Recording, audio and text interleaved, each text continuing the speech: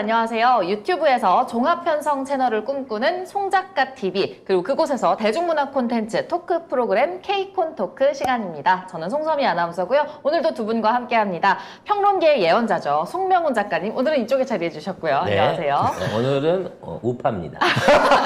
네. 오늘은 천사의 자리에 착석해 주셨으니까. 근데 내용은 별로 못 보겠어요.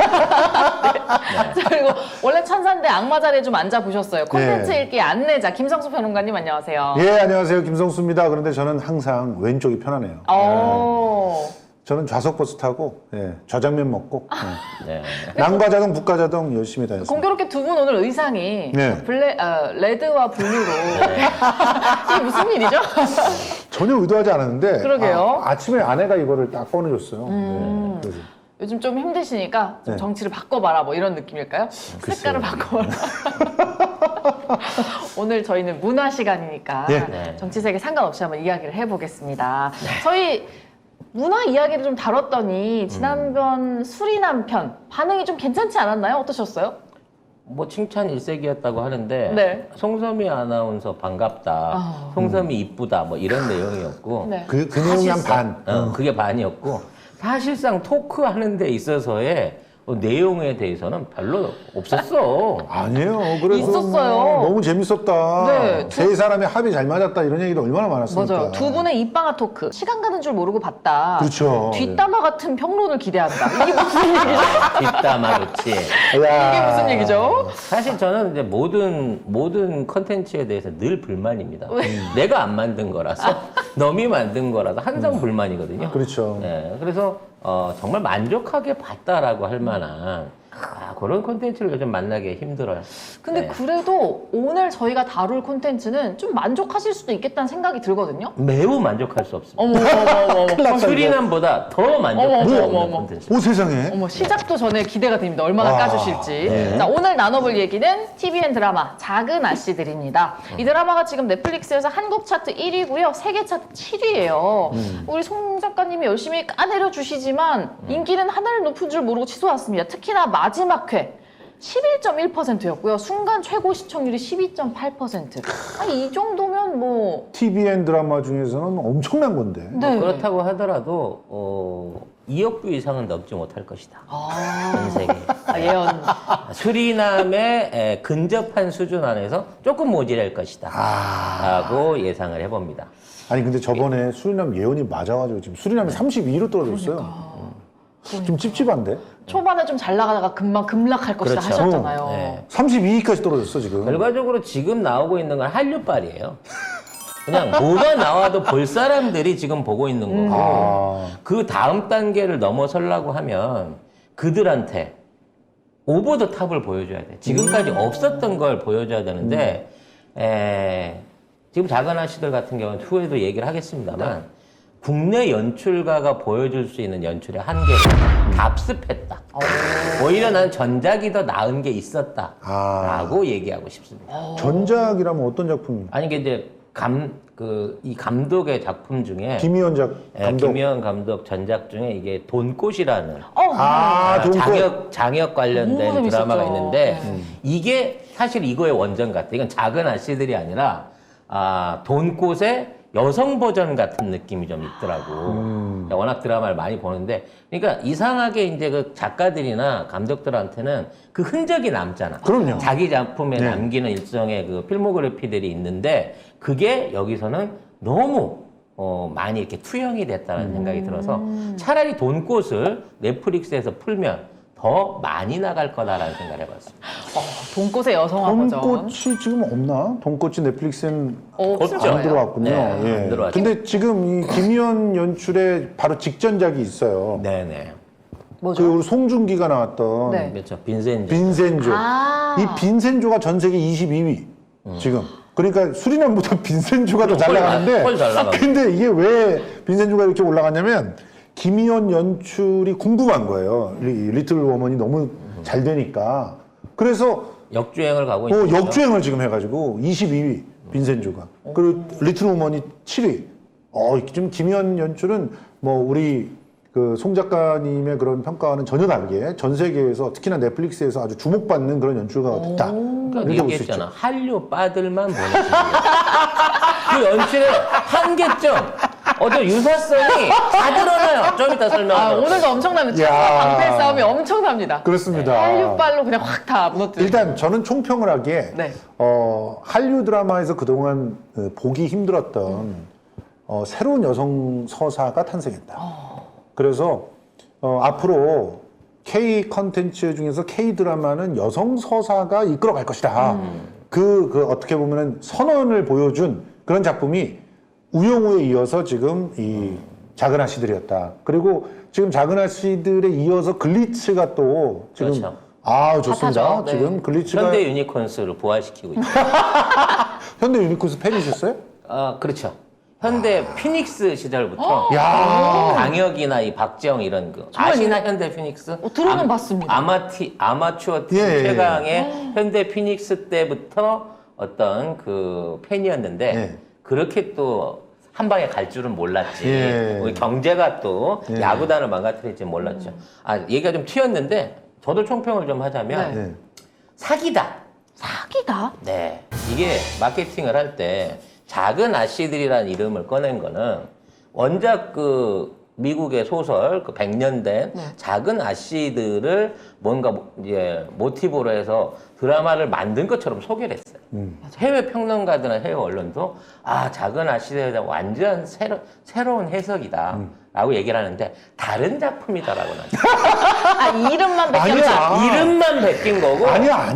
알맹이 자체는 완전히 다른 작품이다. 아니, 이런 걸 생각해 보셨으면 좋겠어요. 저는 작은 아씨들이라고 하는 작품의 이름을 놓고 거기서부터 모티브를 따온 것이 신의 한 수였다 이렇게 생각을 했거든요. 왜냐면은 실제로 여기 보면은 그 오인경, 오인혜 이게 세 자매 아닙니까? 근데 실제로는 한 명이 더 있죠.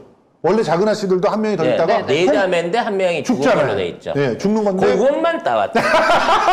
등장인물 숫자만 따온 거야. 아씨들 수만 같네요. 그렇죠. 아이, 그렇지만 성격도 그래요. 성격도 보면은 큰 딸이 매그 상당히 비슷합니다. 그리고 둘째 딸이 조예요. 네. 조. 근데 그 조의 성격하고 또 굉장히 오인경 씨하고 성격이 비슷해.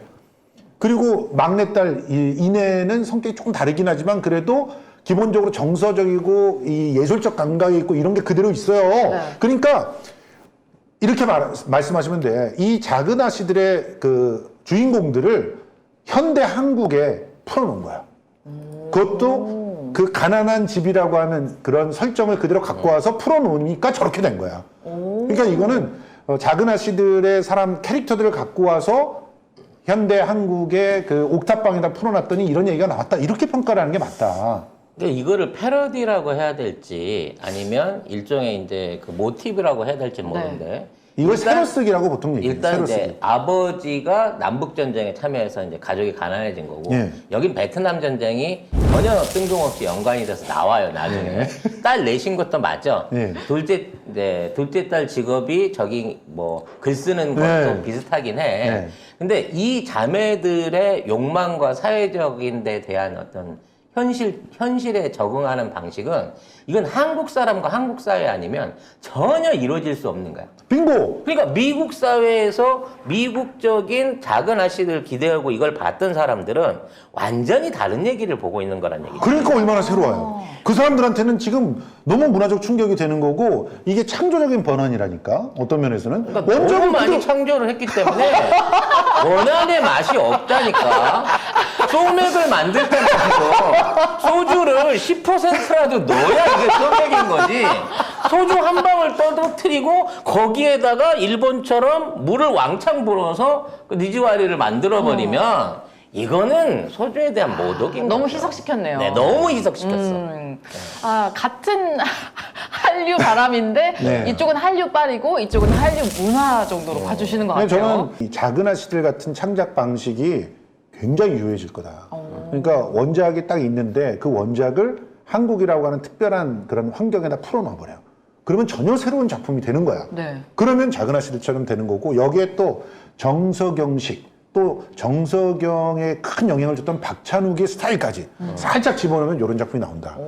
그래서 그러면, 네. 저는 긍정적으로 봅니다. 그러면 이렇게 너무나 잘 알려진 작품을 가지고 모티브로 만들었다는 전략 좋게 평가하시는 거네요. 성공했죠. 성공했잖아요, 일단.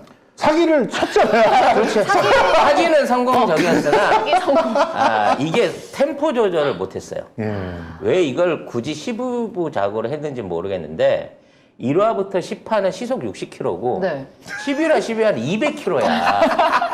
그래서 여기는 인정. 예. 정말 이 실타래 같이 복잡하게 해져 있는 거대 악을 얘들을 어떻게 응징할까 했는데 어머나 2편 만에 응징이 싹 끝나버리네?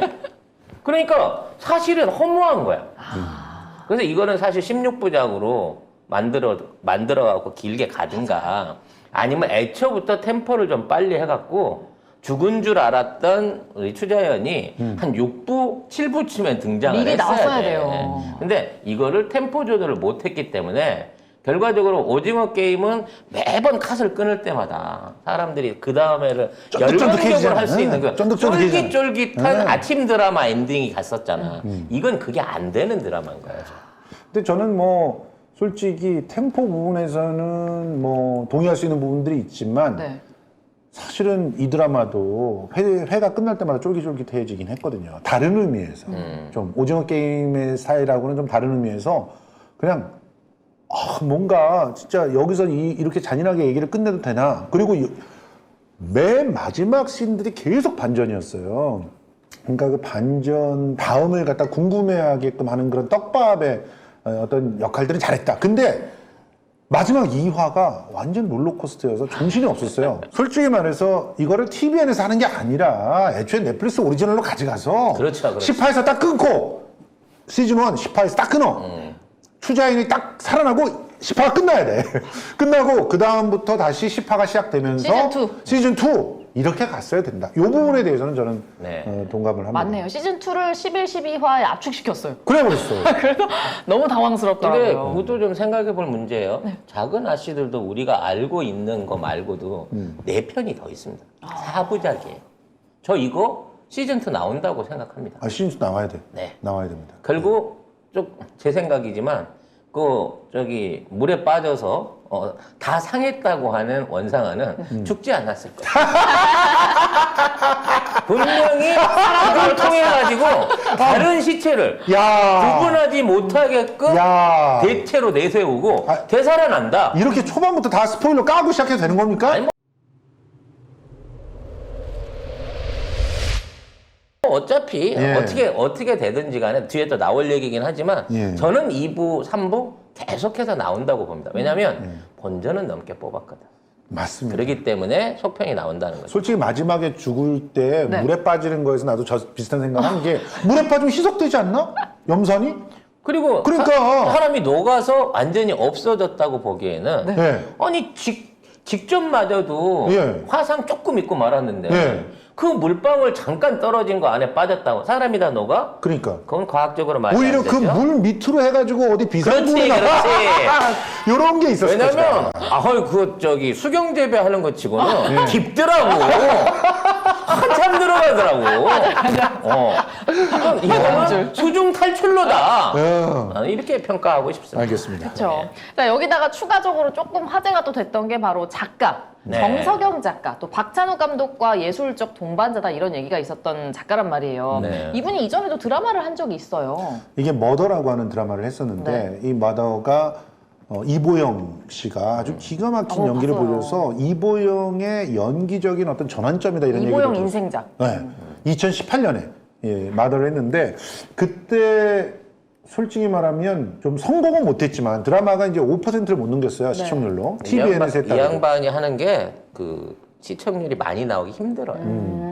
그런데 그때 이미 2018년에 아동학대를 갖다 전면에 다루면서 모성에 대한 그 편견을 완전히 깨버렸어요. 그래서 그때 어떻게 보면 뒤에 숨겨놨던 것들이 이번에 또 그대로 드러나지 않나. 여기 애초에 딱 시작서부터 모성애란 찾아볼 수가 없잖아. 엄마가 딸내미 돈을 갖고 튀잖아. 이 정석영 작가의 문제의식은 계속 이어지고 있구나. 이런 것들을 느꼈어요. 그러니까 이분은 모성애, 부성애 이런 식으로 이렇게 그 사랑이라고 하는 게 나눠져서 존재하는 게 아니라 그냥 인간에 대한 예의, 관계의 충실성 이런 것들이 사랑이다라고 생각하는 것 같고 그 부분에 대해서 굉장히 그 천착해서 들여다보는 그런 작가인데 2018년만 해도 그게 너무 진보적이었던 거고 네. 지금은 이제 받아들일 만한 그런 그 이야기로 왔다. 그래서 지금 이렇게 12% 가까운 그런 시청률이 나올 수 있지 않았나 이렇게 생각합니다. 제 입장에서 네. 정석영 작가는 호불호 또는 강점과 약점이 너무 뚜렷한 작가예요. 대중성이 좀 떨어진다고 볼 수 있겠네요. 그거보다는 이분이 워낙 괴이하게 괴랄한 사람이죠. 대본을 구성하기 때문에 그거를 네. 비주얼적으로 표현할 수 있는 감독이 난 몇 안 될 거라고 봐요. 그러니까. 이분의 그 내가 이분 작품 중에 제일 좋아하는 대표작이 아가씨예요. 그렇죠. 그럴 줄 알았어. 그렇죠. 아직. 아주 근데 괴이하네요. 얼마나 돌려봤어, 솔직히. 내가 야해서 그런 걸 돌려본 게 아니야. 아니야, 내가 보기에는 야한 것도 굉장히 중요한 역할을 했을 거야. 아니야, 그게 아니고 예. 내가 그걸 보고 충격을 받은 게 오징어 게임하고 비슷한 충격을 받은 거야. 어떤 이분은 대본을 쓰는 게 아니라 대본을 그려요. 그래요. 즉, 맞아요. 이 어떤 형태의 비주얼 표현을 해줄 것인가를 어떤 작가가 흔히 하면 대사나 스토리 구성에다 힘을 많이 쓰는데 이 양반은 그걸로 해갖고 뽕을 아무튼 포인트를 주는 거야. 예. 그래서 아가씨에 등장하는 최고의 씬은 예. 김민희가 일본 변태의 남작 새끼들을 새끼는 여기 아니니까 예. 남자 시기들. 남작 새끼들을 모아놓고 독서회 하는 거야. 기가 막혔죠. 그리고 그 독서회를 하는데 들어가는 그 회랑, 그러니까 글을 읽고 있는 그 김민희 뒤에 층져 있는 어떤 계층, 그리고 그 안에 있는 사람들, 그리고 그 안에 있는 건축 양식, 바닥, 그리고 장식까지, 네. 책장까지 이 모든 것들이 감독이 만든 게 아니라 작가가 그러한 분위기를 연출을 요구했던 거예요. 그래서 제일 공들인 장면이 거기래요.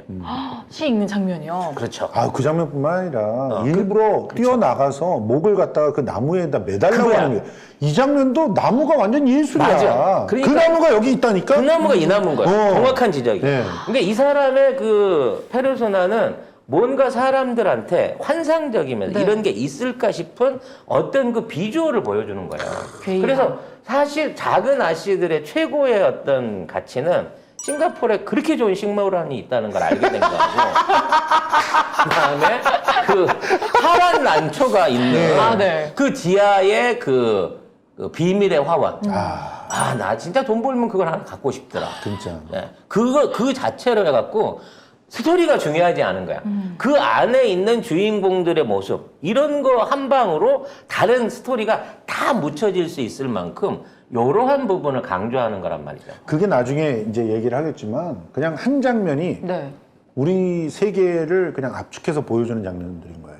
그 아까 말씀하신 회랑과 그 독서회가 있는 그 장면이 심지어 인문학적인 어떤 그 분석까지 들어가 있는 거예요. 이 땅이라는 게 이렇게 이루어졌다는 분석까지를 비주얼로 딱 보여줘. 그러니까 그때 사회 구조, 지배 그렇죠. 구조, 그리고 각 지도층들의 어떤 그 허술함, 빈곤함, 그 이런 것들을 그 한 장면에. 장면만으로 전부 다 보여줘요. 설명을 한 거란 말이죠. 그 장면. 이것도 마찬가지예요. 지금 현재 우리 사회를 강력하게 그 틀어지고 있는 뒤틀어져 있는 관습, 거기에 기생하고 있는 난초들, 이거를 그냥 한 장면에 딱 보여줘. 네. 그걸로 진짜 사실은 이 작품의 구상이 그대로 완성이 되어서 보여지는 거죠. 그래서 아마 정석영 작가는 공로상 받을 거예요. 백화점 명품관하고 싱가포르 관공청에서 공로상 받습니다. 이렇게 예쁘고 아름답게 보여줬다. 그렇죠. 그거를 이 구두, 이런 그 고급 구두들에 그 매여 있는 거, 그리고 빨간 구두에 얽혀 있는 뭐 이런 것들을 분명 이게 비극인데도 불구하고 너무 아름답고 부럽게 표현을 해놨다는 거예요. 네. 그러니까 나 같은 놈은 싱가포르 관광 가고 싶은 거고 여자들은 500만 원, 600만 원짜리 그 구두 사고 싶은 거예요, 지금. 심지어 가격까지 친절하게 알려주더라고요. 맞아요.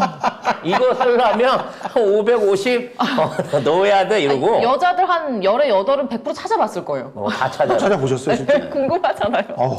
진짜 저가격인지도 궁금하고. PPL이야, 이씨. 이거. 아, 맞네. 저희도 PPL을 잠시.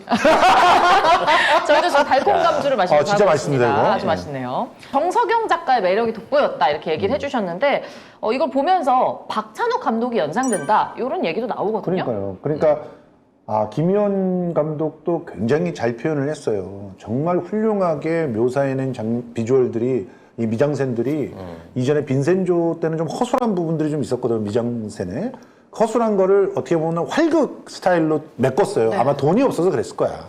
근데 지금은 돈이 꽤 들어온 거야. 솔직히 그 차원에서는 좀 원 없이 해외 로케로 카바를 좀 쳤죠. 그러니까 네. 그래서 비주얼로 구현해낸 아름다움들이 있었지만 일단 종로 상가에서 찍다가 그 비싼 세트를 지어갖고 예. 그거 다 지은 거거든요. 그렇죠. 그 돈을 투자를 해줬기 때문에 그러한 비주얼로 본인의 어떤 욕심을 충족을 하셨죠. 그렇죠. 그런데 이제 박찬욱이 찍었으면 어땠을까 하는 생각은 들어요. 그랬을 때는 더 괴랄하고 더 음산하고 그리고 돈도 한 10배쯤 더 들었겠지. 그렇겠죠. 김희원 감독님이 하시길 잘한 것 같기도 하고요. 그렇습니다. 네. 그 김희원 감독님이 또 감독을 맡았는데 작가, 감독, 주연 배우까지 모두 여자라는 점도 좀 화제가 됐거든요. 이게 어떤 차별화 포인트가 됐다고 보시나요? 그렇죠. 실제로 이 여성 서사인 거예요. 이게. 근데 참 재미난 것은 중심에 남성 서사가 있을 법하게 모든 걸 끌어갑니다. 네. 뭐 베트남전 나오고 그렇죠. 뭔가 남자가 뒤에 숨어 있을 것 같은. 원장군 나오고 네. 그리고 뭐 재단 나오고 거기다가 비밀 결사 조직 나오고 이러면 정치 막 이런 거 있습니다. 그렇죠. 전부 정치에다가 그리고 앞서서 나와서 하는 플레이어가 박재상이잖아요. 네. 그러니까 이건 완전히 남성 빌런에 의한 남성 서사인 것처럼 가는데 뒤에 뒤통수를 때려. 실제는 원상아야. 이 모든 악의 그 근원이 원상아인 거야. 심지어는 아빠까지 죽이잖아. 이 살부라고 하는 모티브는 엄청난 그런 상징을 갖고 있지 않습니까? 이거 자체가 실제로는 페미니즘 서사라는 거예요. 네. 그런데 문제는 그게 남성의 세계를 부정하거나 파괴시키는 페미니즘이 아니야. 그러니까 기본적으로 그 뿌리를 내린 거대한 고목 그 자체는 잘못이 없는 거야. 그것에 기생을 했던 난초 이들도 잘못이 없는 거예요. 네. 그것을 가지고 이상하게 그 원래 있던 곳에서 이식시켜가지고 특정한 욕망을 위해서 사용한 게 문제라는 거죠. 그래서 어떤 면에서는 굉장히 특이한 서사가 나왔어. 여성 페미니즘 서사의 계열에 있지만 남성 서사를 적절하게 이용하면서 그걸 부정하지 않는. 저는 그런 측면이 정말 이거는 그 칭찬해줘야 될 만한 그런 내러티브다 이렇게 생각을 했습니다. 저는 이 작품을 보면서 인간의 욕망에 대한, 그러니까 인간의 일생에 대한 욕망에 대한 캐릭터를 세 자매가 나눠 가졌다고 생각해요. 맞아요. 이제 저는 이제 제가 개인적으로 우리 그 애청자들하고 방송을 많이 했기 때문에 너의 소원이 무엇이냐고 묻는다면 첫 번째는 재벌이요. 두 번째는 작가 예술가이며 세 번째는 수도승이라는 얘기 한 적이 있어요. 본인이 예, 수도승? 예, 수도를 한다는 거지. 수도승은 아주 낯서네요. 게이한테. 내가 면벽해서 한번 할 뻔했어. 잠깐만, 수도승이 좋아하는 게 아가씨야? 아니 지금 한속했잖아. 지금 수도승을 얘기하시는데 금이 너무 빛났습니다. 예, 알겠습니다. 근데 이게 무슨 의미냐면 네. 돈으로 세상을 마음껏 쥐고 흔들 수 있거나 예. 아니면 작가적 상상력으로 내가 창조할 수 있는 세상을 만들거나 그렇죠. 아니면 이도저도 아니면 세상을 다 떠나버리고 해탈. 해탈의 개념으로 나는 세상을 등지고 상관없는 사람으로 살거나 이 세 가지가 사실은 현대 인간이 선택할 수 있는 인생의 내러티브의 다라고 생각해요. 그러니까 대부분의 사람이 돈을 쫓기도 하지만 네. 돈을 안 쫓고 뭐 예술이나 스포츠나 네. 뭐 예능을 쫓는 사람도 있잖아요. 그 목적은 뭐냐면 이걸 통해서 자기 만족을 하기 위한 거거든. 네. 이도저도 안 되면 뭐 세상을 뜬단 말이지. 근데 이 세 가지의 패러다임을 다 자매들이 나눠 갖고 있어요. 맞습니다. 그래서 큰 언니는 돈으로 갖다가 한번 승부를 보려는 욕심을 버려서 무모한 짓을 도전한 거고 딸은 돈이고 나발이고 내가 쓰는 글, 내가 할 수 있는 둘째. 언론 정의를 실현한다 이쪽으로 가는 거고 셋째는 세상 다 싫어. 나는 내가 할 수 있는 그림만 그리고 엄청 내 시니컬하죠. 세계 안에서 살 거야. 요거를 다 각자 보여준 거란 말이지.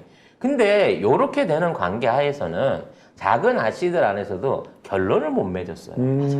왜냐면 작은 아씨들도 각자 그게 그 사람의 인생이고 선택이다. 인생의 선택은 각자가 책임을 져야 된다는데 놀랍게도 이 드라마 안에서는 돈을 나눠 가져버립니다. 그렇죠. 이게 우리 그 희원 감독님이 해주시는 가장 대표적인 이 사람의 어떤 시그니처예요. 맞아요. 빈센조에서도 그 많은 금괴를 나눠 나눠요. 가지거든요. 얼마나 좋아요. 그러니까 권선징악은 개나 줘버려야 권선징악을 했어도 이게 없으면 이게 결론이 아니 안 그걸 나요. 어떻게 그런 식으로 해석을 해? 아니 그러니까 이게 이 작은 아씨들이 보여주는 또 하나의 허술함인 거야. 아. 그 상황에서 돈에 쫓다가 돈의 허상함을 깨닫고 반성을 한다든지 진짜 난 앞으로 증여세 내면서 증여세 8억 내면서 이 아파트를 네. 빚 갚으면서 평생 지킬 거야 이걸로 가든지 그렇게 갔잖아요. 아니 그러니까 그런데 그렇게 갑자기 난데없이. 생각을 했는데 난데없이 통장에 와서 돈이 꽂히니까 그걸로 해갖고 마무리가 돼버리니까 야 이 양반이 또 이번은 못 버렸구나. 아니죠. 이렇게 볼 수도 있잖아. 모든 걸 내려놓으니까 300억의 보상이 들어오는 거야. 절대 세상은- 세상은 그렇지 않아. 아유, 김성수 평론가님이 꿈꾸는 세상이 너무 밝은 것 어떠한 같아요. 경우라도 그런 불법적인 자금이 다 훔친 거 아니야. 빈센조에서 그렇고 여기도 그렇고 그런 자금이 사람을 행복하게 해줄 수 있게끔 그렇게 세탁돼서 꽂히지 않아. 세무당국이 바보야. 현금이 몇백억씩 꽂혔는데. 아주 비현실적이었어요. 네. 그것 때문에 빈정이 상했어요, 솔직히 나는. 그 돈이 공중분해돼서 사사시 날아가길 바랬거든. 근데 결국은 고생한 사람들한테 오씨 n분의 1도 아니고 지분별로 나눠졌다는. 그렇죠. 아무튼 그래서 네. 외국 사람들이 보기에 요것은 한국식이구나라고 예, 느낄 맞습니다. 수밖에 없겠다. 나눔의 싶은 거예요. 정 뭐 이런 건가요? 그렇죠. 그래가지고 나눔의 정이 아니라 제로로 끝나는 건 비극인 거야. 이걸 남기면서 끝나면 희극이 되는 거야. 펜트하우스에서도 그랬고 아니. 모든 종류의 한국 드라마가 요새 권선징악보다는 이거를 남겨주는 걸로 마무리를 짓는 거야. 권선징악은 다 끝냈고요. 권선징악을 잘하면 너희들에게 홍익인간의 세상에 올지니 이거예요. 근데 아니, 돈은 안 꽂아준다니까. 아니 정의 권선징악을 구현으로. 잘하면 진짜 홍익인간이 된다니까. 우리가 권선징악을 해봐. 윤석열이 끌어내려봐. 홍익인간 되지. 그럼 윤석열이 끌어내리고 홍익인간 되면 저기 전국민 지원금 100만 원씩 꽂아준다고 해줘. 당연하죠. 이 양반을 대통령을 시켜야 돼. 이게 권선징악인지 홍익인간인지는 김희원 감독님만 알고 계실 예. 것 같은데요. 그 앞서서 결론을 못 맺었다 이런 얘기도 해주셨는데 사실 이 내용을 좀 들여다보면 예. 처음에는 가난한 세 자매가 뭔가 이거를 자신들만의 능력으로 엮어가는 건가 싶었는데 좀 전개가 굉장히 황당하게 흘러간 면이 있어요. 저는 이런 류의 내러티브를 좋아합니다. 그러니까 뭔가 우리 일상에서는 만날 수 없지만 그래도 우리의 세상을 이해하는데 굉장히 보탬이 되는 상상. 이런 정난해로 대표되는 우리가 모르고 있거나 우리한테 숨겨져 있지만 실제로 우리의 인생을 좌지우지하는 그런 이야기가 딱 얹어지는 거죠. 이게 음모론일 수도 있겠고 또 실제로는 탁월한 각성일 수도 있겠고 빨간 약을 먹으면 보여지는 진짜 리얼 월드일 수도 있겠지만 이렇게 중층적인 내러티브가 엮이면서 그러면서 파국으로 치달아가는 이 구조 자체는 저는 굉장히 이 리틀 우먼이라고 하는 드라마에 힘을 주는 뭔가 탄탄하게 뭐가 숨어있다라고 생각하게 만드는 그런 힘이다. 문제는 이걸 복잡하다고 생각하는 순간 그러니까 우리 장모님 같은 경우는 못 견뎌요 잘. 왜냐하면은 일일 드라마처럼 가야 되거든. 단선적으로. 하나의 주제를 가지고 쫙 풀어가야 되는데 그런데 여기에 뭐가 섞이고 이게 옛날부터 있었고 뭐 베트남전 하면 이제 이미 과해지는 거죠. 이미 머리가 아프죠. 머리가 아파지는 거죠. 그러니까 이런 부분은 분명히 호불호가 있을 거라고 생각하지만 진짜 드라마를 좋아하는 넷플릭스의 그 구독자들은 굉장히 좋아할 만한 그런 구도다라고 생각합니다. 자, 이 안에 여성들밖에 없기 때문에 뭐 그렇게 티나는 액션도 없고 여성들의 이제 말 그대로 잔잔한 이런 흐름으로 흘러가기 때문에 여기 좀 티가 안 나서 그런 건데 이 정석영 작가의 고질병이에요. 일을 무지 어렵게. 쉽게 갈 수 있는 길이 그렇지. 있는데 20억이 딱 들어오는 순간 회사를 그만두면 돼. 그리고 외국이든 지방으로 내려가서 그냥 잠적하면 끝나요. 그러네. 근데 이제 이거를 받은 상태에서 그 쓸데없이 이미 죽은 사람인데 범죄를 다 뒤집어 쓰고 죽은 사람인데 그걸 기어이 해결하겠다고 말도 안 되는 결심을 하고 그 돈에 대한 미련을 끊어버린 상태에 이렇게 일을 합니다.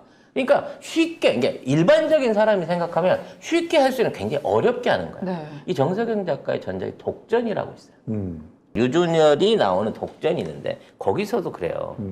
자, 이거랑 서사가 똑같아요. 갑자기 어느 날 무슨 사고가 터졌고 그 사고 안에서 일어난 사고를 해결하기 위해서 주인공이 막 치열하게 경찰과 함께 치고받고 하면서 미스터리를 풀어가는데 사실 이 주인공이 마약왕 두목이었어. 그렇지. 그렇기 때문에 얘가 일상적으로 생각하면 야 애들 모아 긁어 다들 때려잡아 이러면 쉽거든. 근데 그 상황에서 어렵게 아닌 척 똘만인 척 해가면서 온갖 고생을 다 해가면서 결과적으로 마지막에까지 그 어마어마한 서사와 그 상황들을 만들어가면서 억지로 시츄에이션을 만들어요. 근데 나중에 결론이 딱 드러나갖고 해결책을 보면 이거 너무 간단한 거고 솔직히 아니 왜 이렇게 길을 엉뚱하게 복잡하게 돌아가? 아 거꾸로 내가 그 정도 돈이 있으면 또는 이런 돈이 생겼으면 이런 조력자가 생겼으면 이렇게 해결하는 게 훨씬 난데 굳이 어려운 설계도를 짜가면서 막 힘들게 고생하면서 고생을 짜내가면서 시원한 결론도 못 내린다는 거예요. 그러니까 이런 부분에 대한 연출이 자 액션도 없이 여성적으로 드러나서 쭉 가다 보니까 1화부터 10화 내내 답답한 거야. 예. 이게 여성적인 연출이라고 해서 그런 게 아니라 뭔가 이게 난관 누가 해도 일이 해결될 것 같지가 딱 등장하는 순간 뭐 내가 이제 나도 드라마 얘기해서 하겠지만 야, 이 드라마 조연들 도와주는 사람들이 일 다 하겠구나. 실제로 주인공들은 아무것도 안 해요. 주변에 있는 조연들이 다 해결합니다. 이거 영화를. 대표적인 게 최도일. 최도일이 혼자서 다 해요. 어. 네. 걔가 빈센조야 사실. 조연들이 바빠. 아니 근데 이거는 얘기할 수 있잖아요. 예전에는 빈센조가 다 해결했는데 네. 지금 그렇지만 위와준 의존도가 낮아졌더라 좀. 결정적일 때는 그리고 얘가 뭐 했는지 안 보여줘 드라마 안에서. 그냥 주인공이 쓰러지고 자빠지고 피나고 당황하고 이것만 계속 울고 불고 이것만 보여주다 보니까 일의 해결하고 드라마의 진행 방향이 완전히 따로 가고 있단 말이야. 그래서 이게 망작이라고 하는 거예요. 시청자들 입장에서는 답답하잖아요. 답답하지. 그럼. 네. 어? 나 같으면 저렇게 20억 있는데 왜 저 고생을 해? 왜 20억을 들고 그걸 도로 갔다가 맞아가면서 반납해가면서 당신의 꼭두각시가 돼가지고 이 일을 할게요라는 결정을 왜 하냐고. 아니 모든 정보가 다 드러나 있고 아무리 숨어도 그걸 잡아낼 수 있는 비밀 조직이라는 걸 아니까 못 가는 거죠. 아니 헬스클럽에서 돈 찾아갈 때부터 따지면 절대 못 찾는다. 오늘도 시작되고 네. 있습니다. 네. 천사와 악마의 싸움. 자, 특별한 설정을 좀 살펴보려고 하는데 그 스토리는 조금 뻔하게 느껴지실 수 있어요. 뭐 베트남전 영웅이 살아 돌아와서 건설회사 설립하고 뭐 개발 정보 이용해서 돈 벌고 뭐 괜찮아요. 그리고 뭐 정치 권력까지 이용하려고 하고 어떻게 보면 좀 뻔한 스토리인데 이게 미스터리 스릴러가 되면서 그렇죠. 좀 괜찮다 얘기하시는 분들이 있거든요. 그게 탁월해진 거죠. 그러니까 현실적으로 불가능합니다. 지극히 현실적이네요. 네, 지극히 현실적으로 봐서 내 토건에서 사장이잖아. 출신이잖아. 토목 건설 업체를 단종으로 하도급을 시작해가지고 대기업이 된다? 말도 안 되는 얘기예요. 거기서 중요한 건 이 사람이 보안사 사령관 출신이잖아요. 근데 그거 감추고 일하잖아. 아, 감추지만 그래도 이 보안사 사령관인 이 원 장군이 개발 정보를 미리 알고 그 요지를 갖다 미리 사놓는 방식으로 돈을 벌잖아요. 뭐 어찌 그리고 그러면서 여기서 이제 누구야 그 김미숙 이게 오해숙인가요? 오해숙인가 오해석인가 이렇게 네네. 나오는 이 사람이 또 부동산을 맡게끔 한단 말이에요. 그러니까 자기 멤버들을 가지고 완벽하게 서로가 이제 하나의 세계를 이룰 수 있게끔 딱 짜놓고 시작을 하는 거예요. 그런 예의 모티브가 될 수 있는 실존 인물이 있습니다. 그러니까 있다니까 실존 네. 인물들이. 이후락이가 예. 이후락. 맞아요. 이후락이 이 대체제로 세웠던 이후락의 운전기사가 지금 삼성동과 그 주변 일대의 주요 빙들과 토지들을 3조 원이 넘게끔 소유를 하고 있죠. 그러니까 그거라니까 지금 이 보안사 사령관이라고 하는 거의 모델이 이후락이에요. 그리고 이후락이 지금 사실은 대통령의 돈을 이렇게 관리를 했잖아요. 박정희의 일종의 돈을. 떡고물을 모은 거죠. 그렇죠. 네. 그래서 그거를 이용해가지고 엄청난 돈을 불렸고 실제로 그 사람은 죽어요. 뭐 암살 당했다고 뭐 얘기되기도 하고 뭐 이러잖아요. 그러니까 그런 얘기들을 가지고 이제 상상 속에 캐릭터를 만든 거죠. 원장군이라는 캐릭터를. 그걸 베트남전까지 이끌어 와가지고 베트남은 속이 좀 상했겠지만 근데 신비로움이 더해지잖아요. 거기서. 마지막 장면에서 보세요. 베트남에서 다 죽어가다가 그들이 그 푸른 난초 때문에 그 사실은 각성제를 먹고 산 거 아닙니까? 마약 때문에 산 거잖아요. 막을 먹으면 배도 안 고프고 막 고통도 못 느끼고 그러면서 거기서 탈출한 거잖아요. 그러면서 자기네들이 유령이 됐다 이렇게 얘기를 하잖아요. 이런 부분들이 어떤 면에서는 우리 이게 한국사의 아주 중요한 그런 숨겨져 있는 그런 비밀의 수사나 이런 걸 통해서 다 알려지지 않은 부분을 그냥 이렇게 채워놓은 거죠. 판타지로 이제 처리를 한 거지. 그러니까 나는 이제 뭐냐면 원장군의 시작이 네. 그 드라마 안에 월남전하고 맞질 않는다는 거죠. 그렇지. 그렇죠. 쉽게 말하면 그 우리 조직 생활하는 사람들 말에 대가리 시킬 놈 손엔 피 안 묻힌다고 네. 원장군이 실제로 보안사까지 올라갈 만큼 권력에 중추해 있는 사람이었으면 그런 그 망작전 그러니까 그 있었는지도 모르지만 아무튼 증거 인멸을 위해서 나가면 죽어야 될 부대를 지휘해서 보내진 않죠. 그렇기 때문에 그 사람이 일단 출세가 말이 안 되는 거고 그다음에 이제 마찬가지예요. 이후락의 삼성 빌딩 같은 게 강남 개발할 때 이미 그때부터 일어났던 거거든. 네. 그러니까 그런 이유로 부동산으로 해서 재단을 하고 그다음에 그걸로 해갖고 교육재단을 키우는 이런 건 가능해요. 근데 문제는 그 안에 보이지 않는 힘이 들키면 죽어주면서 조직의 명령이라면 어떠한 살인도 불사할 수 있는 그런 조직들이 있다. 그리고 그런 조직을 운영하고 경쟁자라든지 정치적 뭐 경쟁자들을 제거했다. 자, 이게 불가능하다는 거야 대한민국 안에서는. 즉 이 사람이 검찰이나 경찰이나 현직 어떤 그 자리를 꾸준하게 교류를 해오면서 그런 걸로 일종의 이제 그 유착이죠. 정경 유착을 위해서 번 게 아니라 이 자기의 어떤 이상을 위해서 솔로로 원장군 그룹 자체가 돈을 벌어서 실제적으로 정치다, 경제나 뭐 이런 뭐 여러 가지 분야 안에서 일가를 이뤘다는 거지. 그러한 식의 거대 자본과 기득권은 아직까지 대한민국에 생겨난 적이 없다는 거죠. 있으면 내가 그 조직을 운영해 보고 싶어요. 원상화보다 훨씬 잘할 수 있는데, 잘할 자신 있는데. 네, 훨씬 더 잘 움직일 수 있는데 그러한 조직이 만들어진다고 하는 거는 외계인 스토리만큼이나 아니 근데 현실적이다. 이 부분은 좀 우리가 또 살펴봐야 될 게 원장군이 그 식물인간이 되면서 네. 식물인간의 상태에 빠지면서 준비가 안 된 자들이 그걸 이어받아 갖고 문제가 터진 거죠 실제로는. 그래서 실제 그 교장선생이 원상화를 죽이려고 하잖아요. 그거는 뭐 자기가 그 원장군과 품었던 그렇죠. 그런 이상이 원상화 때문에 망가졌기 때문에 망가뜨리는 자 이렇게 얘기하잖아요. 그게 망가졌기 때문에 그렇게 한 거고 그런 측면을 생각해 보면 일단은 이제 그런 그 서사를 만들어냈다라고 하는 것 자체가 이건 전형적인 남성 서사 쪽의 얘기인데 그거를 판타지로 이렇게 좀 포장을 하면서 실제로 대한민국 근현대사를 아예 상징하게끔 딱 만들어 놓고 네. 그 근현대사를 극복하는 스토리로 여성 서사들을 갖다가 세 자매의 서로의 재능을 갖다가 좀 북돋아주는 그런 공동체로 대안을 찾자 이런 식으로 간 거기 때문에 그런 시도 자체를 갖다가 뭐라고 하기는 좀 비현실적이라고 해도 이게 난 있었으면 좋겠어. 그러니까 현실 속에 난 정난회랑 그런 조직이 하나 있었으면 좋겠어. 그럼 최소한 지금 이 개검들이나 네. 윤석열이 날뛰는 그런 대한민국이 되게 놔두지는 않아. 그러니까. 차라리 정란회가 있었으면 좋겠다. 그렇지 다른 면으로 운영을 하면 좋겠죠. 그러면 그럼 그 정란회라는 비밀 조직 있잖아요. 네. 그것도 역시나 굉장히 비현실적이라고 보시는 거죠? 그렇죠. 그럼요. 그건 비현실적이지. 대중성이 근데 떨어지는 이거는 거죠. 상징이지, 하나의. 원장군이라고 하는 사람은 철저하게 버려진 사람들.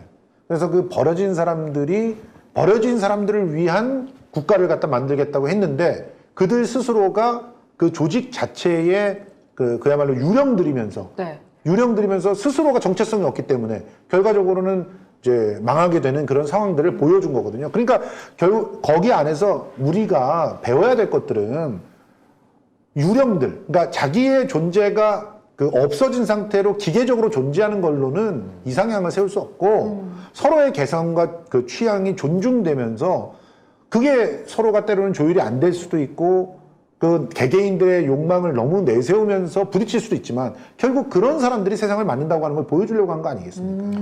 저는 이제 비슷하지만 조금 다르게 평가하자면 개천에서 난 미꾸라지가 용되는 수는 없다. 그리고 낙수 효과도 없다라고 생각해요. 정나래가 처음에 시작할 때는 맨몸으로 시작했다고 하더라도 성공을 했으면 정나래에는 멤버들이 사장도 되고 부사장도 되고 회장도 되고 이렇게 올라갈 수 있어야 되잖아요. 아니 지들 이론은 맨 밑에서 맨 높이까지 간다 그러면서 맨 높이까지는 회장만 가고 그렇죠. 밑에 있는 사람들은 다 바닥에 깔려 죽었어요. 그렇죠. 그러니까 실제 이게 어떤 우리 사회에 있어서의 이상을 보여주는 거나 마찬가지 같아요. 맞습니다. 늘 언제나 노력하는 사람이 성공하는 사회, 공정한 사회, 대가가 나눠지는 사회 이거 없거든. 그게 이제 가부장 사회의 문제라고 지적하는 거예요.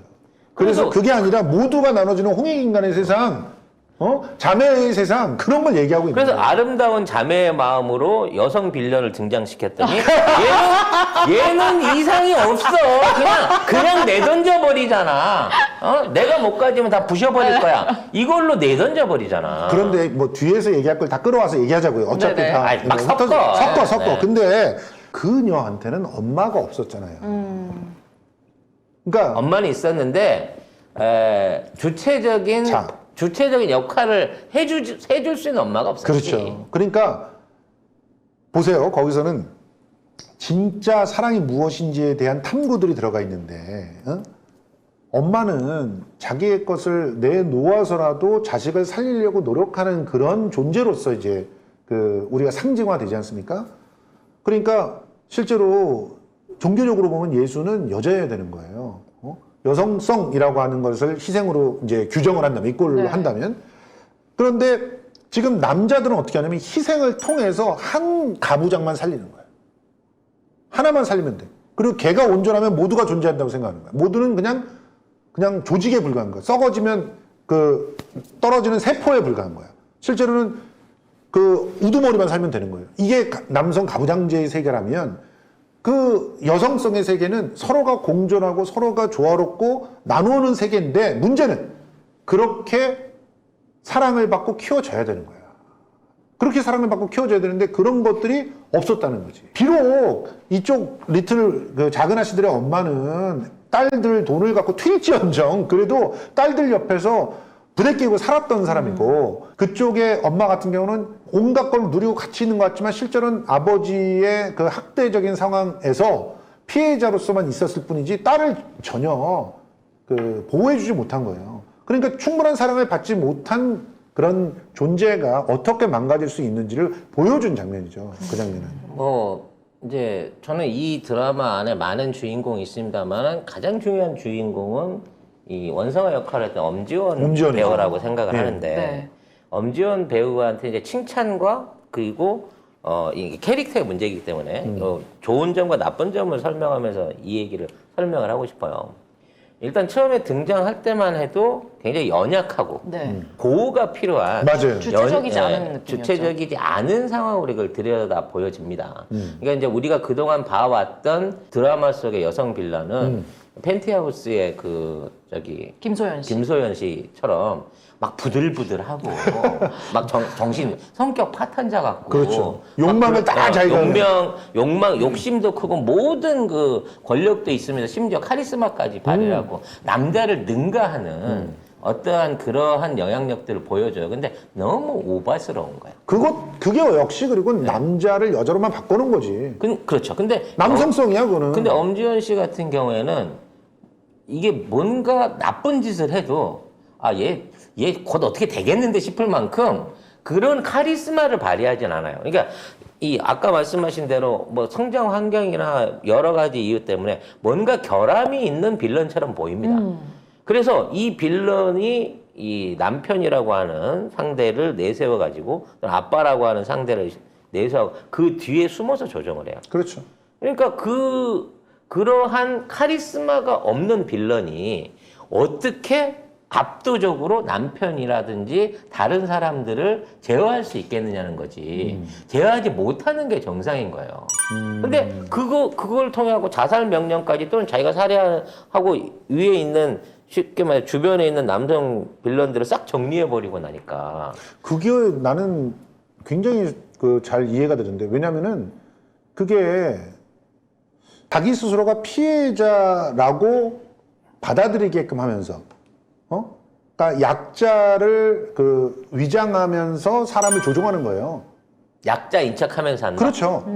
실제로 그렇게 조종하는 사람들이 엄청나게 많습니다. 지금 보면 경계성 인격 장애를 갖고 있는 사람들의 특징 중에 하나가 가스라이팅을 한다는 가스라이팅을 거죠. 하죠. 자기가 약자야. 난 약자고 넌 날 지켜줘야 돼. 나를 지켜줘야 되는데 왜 이래? 너 지금 나한테 화내는 거야? 나 때리려고 하는 거야?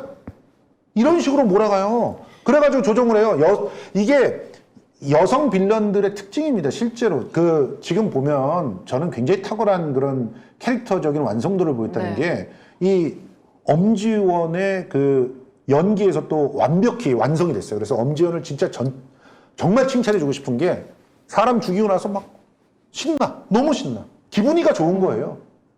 동의합니다. 느껴지죠? 네. 예. 근데 이렇게 기분이가 좋게끔 하기 위해서는 덫을 놔. 나는 약자야. 난 착하고 나는 뭐 몰라. 순진해. 그런데 너 나한테 이렇게 하니? 그래서 이런 거야. 그러니까 이거는 있잖아요. 진짜 소름 돋아요. 당해보면. 그래서 자꾸 그걸 보면서 저는 그 생각이 드는 거예요. 아, 연약한 척 하면서 뒤에 숨어 있으면서 예. 무속에 대한 맹신이 깊으신 그거야. 그 사람도. 김맹신 씨라는 분이 있는데 맞아요. 누군지 누가 자꾸 모르시죠? 연상되죠. 그 김맹신 씨와 주변 사람들의 모습이 아니, 자꾸 거기에 오바되고 솔직히 있는 거예요. 유튜버들 중에도 굉장히 많아요. 맨날 자기는 뭐 공황장애고 아프대. 나는 이렇게 당하면 너무 나는 피해자돼. 그러면 돈이 쏟아져. 아, 그런 거야? 똑같은 거야. 나 너무 건강한 척 한 거 아니야? 나 하루에 2시간씩 하면서 커피를 흘려가면서 지금 네. 이걸 하는데 앓는 소리 좀 해주세요. 안 되겠다. 아니 2시간씩 자면서 커피 흘려가면서 그러면 불쌍하게 생각하는 사람들이 있다니까. 아니야. 네. 그 사람들이 그건 코피가 아니래. 코 속에 살이 쪄가지고 피가 나는 거라는 그런다니까. 그러니까 이런 식으로 가스라이팅을 해가지고 뭔가 이제 권력의 정점에 접근하는 여자들이 있는데 맞아요. 그런 여자들이 그 정점에 도달하면 하는 게 뭐냐면 그동안 이용했던 인형놀이의 빌런들을 싹 정리하고 맞습니다. 혼자 가져버린다는 거야. 맞습니다. 그리고 가지고 있던 것들이 위험해지면 그렇죠. 못 가지게 되거나 이게 소유가 유지가 어려워지면 그 맹신하셨던 분은 박살내죠. 이거를 나가 못 가지니까 아무도 아무도 못 가지면 갖고. 안 돼라고 해서 박살을 내버린다는 거지. 그게 특징이에요. 그래서 나는 이게 대한민국의 운명이 지금 그런 방향으로 혹시 흘러가지 않을까 매우 심히 걱정되는 이런 생각을 해봤다는 거지. 그래서 전 예언적이라고 본 거예요. 지금 이 여성 빌런을 굳이 그려낸 이유가 뭘까? 정석영 작가가. 그리고 이 여성 빌런을 내놓으면서 여성 서사를 완성시켰어, 실제로. 그런데 그게 누군가를 염두에 두고 그린 것처럼 보이는 이 기시감. 그렇죠. 여기에 소름 돋지 않느냐 이거지. 그러면 칭찬을 좀 해줘야 될 거 아닙니까? 명수 오빠, 네. 나 그렇게 나쁜 사람처럼 말하는 사람 많은데 나 그렇게 보지 마. 나 많이 힘들어. 뭐 그래요. 이런 말씀을 하셨던 맹신이 깊으신 어떤 예. 분이 자꾸 거기에 디졸브가 되더라고요. 그렇죠. 맨날 빨아들여. 모든 걸 다 빨아들여. 그리고 그 블랙홀에 한번 들어갔다 나오면 다들 칭찬만 하게 돼. 검정색이래요? 블랙홀 여사가 잠깐 나왔다 들어갔네요. 예. 네. 알겠습니다. 아, 예. 여성 빌런 또 얘기를 좀 해봤는데 남자 캐릭터 얘기도 좀 해봐야 될 것 같아요. 네. 위아준이 연기한 최도일 캐릭터 그리고 엄기준이 연기한 박재상 캐릭터 좀 평가가 좀 엇갈리거든요. 두 분이 보실 때는 두 캐릭터가 좀 어때 보였나요? 솔직히 저는 이제 박재상 캐릭터가 주변에 굉장히 많이 네. 보이고 있기 때문에 그 여성 빌런에게 조종당하는 모든 것들을 가졌는데 어렸을 때부터 가스라이팅 됐어요. 너는 나를 위해서 존재하고 나를 위해서 죽어줄 수 있고 나를 지켜줘야 돼. 이런 식으로 교육받는 거예요. 그렇게 교육받아서 결과적으로는 그렇게 이제 선택을 하게끔 되는 건데 초기에 자신이 빌런인 것처럼 보였지만 실제로는 순간순간에 굉장히 좀 나약한 모습들이 보였잖아요. 그 연기도 잘 쌓아갔다고 생각이 됐고 그런 측면에서 박재상의 캐릭터는 제대로 잘 표현이 됐는데 최도일은 진짜 모르겠어요. 이 사람은 여성에게 아무런 감정을 못 느끼는 사람이 아니면 저렇게 나올 수가 없다. 진짜 그래서 중간에 계속 그 대사가 나오잖아요. 너 썸 타고 있지? 너 진짜 오인주 좋아하지? 이런 식의 질문을 계속 던지는데 거기다 대고 답을 하지 않고 결과적으로 또 떠나.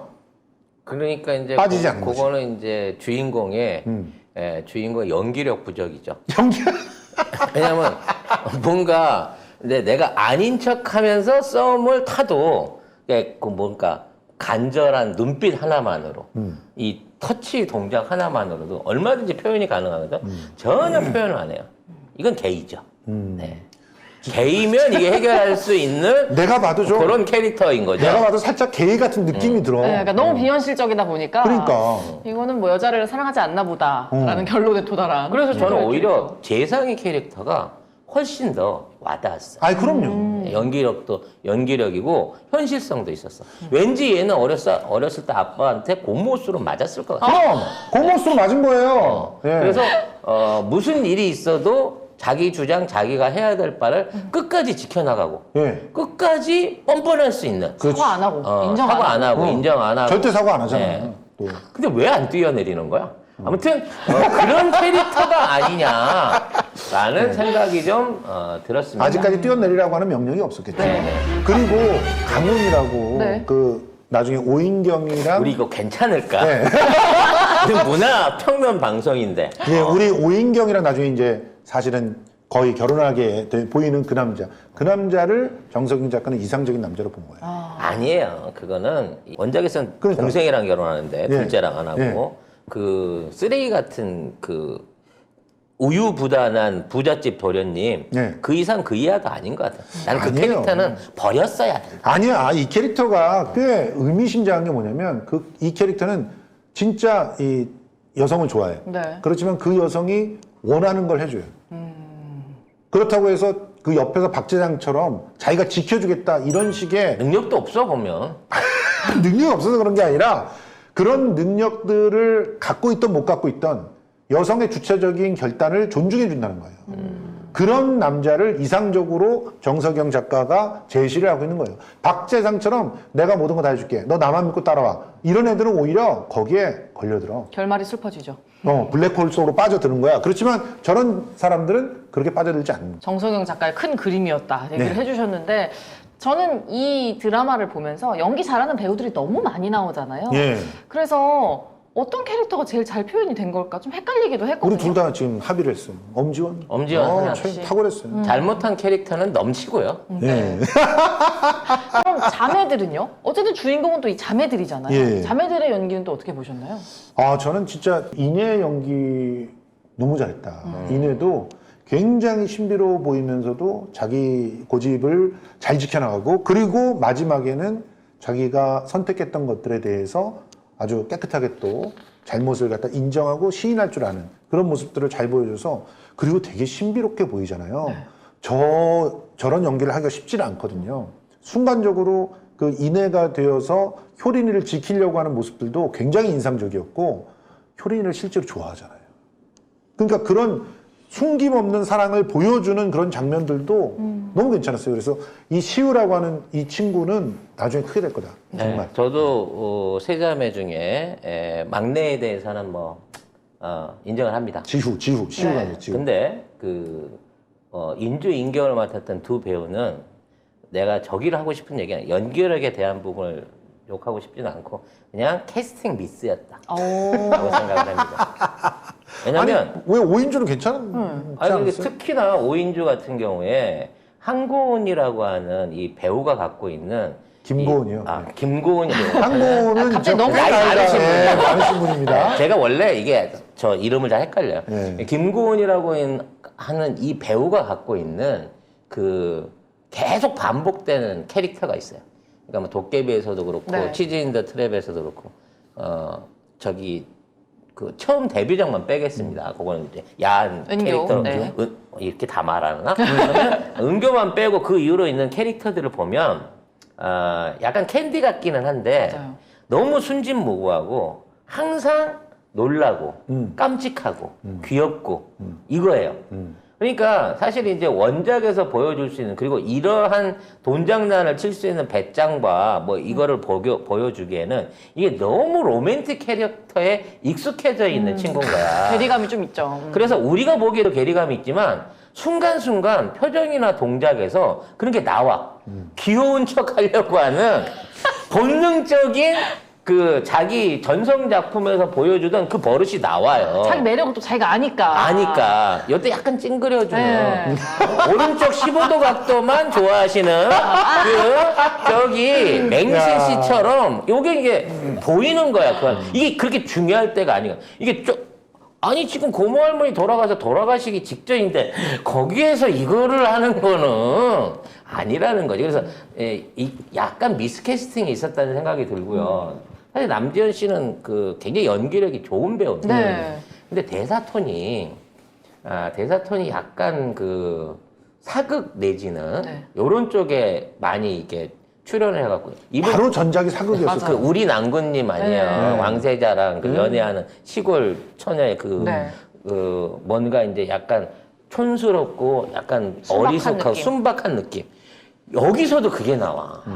그 대사 속에서 기자의 똑 떨어지는 어떤 느낌이 아니라 좀 더 세련돼야 되는데. 옛날 쇼핑왕 루이에서도 똑같았는데 뭔가 어리숙한 사람이 깨우쳐 가는 과정 중에 조금씩 똑똑해지는 하지만 처음에 순수한 백지 같은 이런 캐릭터들을 연기를 해서 그런지 몰라도 이 안에서도 그런 모습을 보여주는 거야. 아무튼 그래서 이 캐스팅 자체를 해놓고 이 캐릭터 분석과 연기를 접목했을 때 좀 더 감독이 새로운 캐릭터를 꺼내놓으라고 왜 드자비지를 안 하고 그 말 그대로 이쁜 얼굴에 이쁜 캐릭터를 데려다가 똑같이만 연기를 시켰나 그런 안타까움이 있더라고. 특히 남지현 씨가 그 대사톤, 그러니까 남지현 씨의 그 기자 대사톤은 이건 약간 기상캐스터도 아니고 좀 그랬어. 좀 밝아요. 너무 기자라고 하기. 그런 게 밝고 있었어요. 철이 없어. 네. 네. 아무튼 알코올 중독자라 그래서 기대를 했는데 네. 저는 뭐 다 동의하진 않지만. 네. 예, 아무튼 뭐 좀 아쉬웠습니다 저는. 네. 그래도 두 분에 셋째는 대해서. 건졌네요. 두 분의 동의하에 셋째는 건졌... 대사가 별로 없어서 네. 선방한 걸로. 네, 셋째는 선방을 했고요.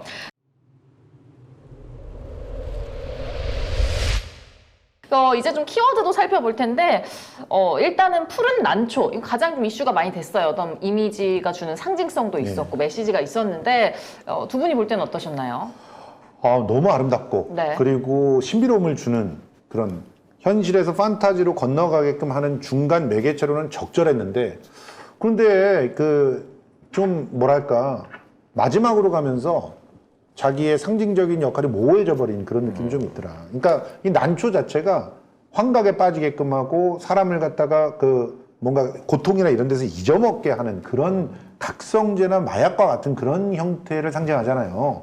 그러니까 그런 것이 단지 진짜 그 죽음의 공포를 잊게 만드는 정도인가? 이 정난해라고 하는 것이 과연 무엇인가? 그러면 내가 새로운 신분으로 도약할 수 있다는 그것 자체가 어떤 마약과 같은 것이라는 네. 것. 이런 부분의 좀 모호성, 그 모호성들이 결과적으로 마지막 장면에 그 난초들이 다 시들어버리는 장면, 이 장면의 압도성들을 좀 약화시킨 그런 면들이 좀 있었다고 봅니다. 저는 이제 연출자였던 우리 화영이 형이 또 고질적인 정적인 버릇을 보여줬다. 네. 이 양반이 내가 보기에는 미래소년이 아니라 명탐정 코난의 열렬한 팬인 게 틀림없습니다. 자꾸 뭔가 증거를 흘려요. 그래서 이 양반이 하는 드라마에 보면 늘 반복적으로 쓰이는 쇼품이 있습니다. 뭐죠? 그러니까 빈센조 같은 경우에는 라이터죠. 네네. 그렇죠. 라이터를 킬 때마다 한 명씩 죽어요. 네. 똑같은 겁니다. 사람이 죽는 데 대해서 난초를 놓고 간다. 사실 개연성 없잖아. 아니 씨 대한민국에 한두 사람밖에 모르는 난초인데 그게 자꾸 살해 현장에 나타나면 누가 봐도 그게 범인인 거지. 근데 그런 것들을 반복해서 쓰는 거는 일단 개연성이 없어요. 그리고 이 난초라고 정난회라고 해갖고 이 난초에 얽혀 있는 뭔가 스토리텔링이 엄청 많을 줄 알았어요. 근데 월남에서 우연히 찾아낸 환각 있는 난초에서 너무 끝나는 가벼웠어요. 거야. 너무 가볍게 끝난 거야. 그럼 도대체 난초를 왜 놨냐고. 그러니까. 아니 시그니처로 놨대. 라이터 키는 거랑 똑같은 거였다니까. 그래서 난초에 큰 의미를 주기는 어렵지만 아무튼 그런 식으로 해서 사람들의 집중력, 호기심을 끌어내는 이런 소품이라든지 이제 패티시를 이용한 연출 기법이 이번에도 보여졌으나 미래소년 코난 만화 자꾸 미래소년. 명탐정 코난 만화 좋아하던 그 정도의 세대한테 먹힐 얘기지. 예, 이거 겉멋이에요. 어디 범죄자가 싸가지 없이 난초를 두고 와. 그런 증거를 확실하게 남겨져가면서 보여줍니까?